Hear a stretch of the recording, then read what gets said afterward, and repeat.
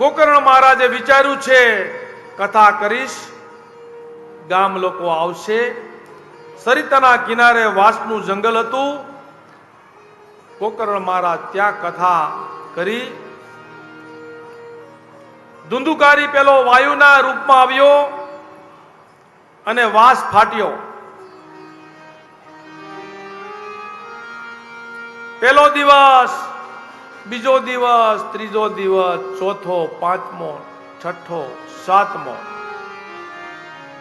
વાંસ ફાટ્યો, વાયુના રૂપમાં વાંસમાં આવીને બેસી ગયો. એવમ સપ્ત દિને ચૈવ સપ્ત ગ્રંથિ વિભેદન.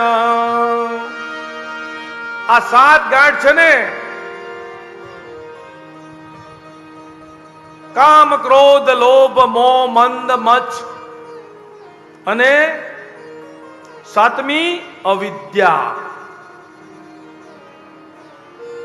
વાંસ ફાટ્યો.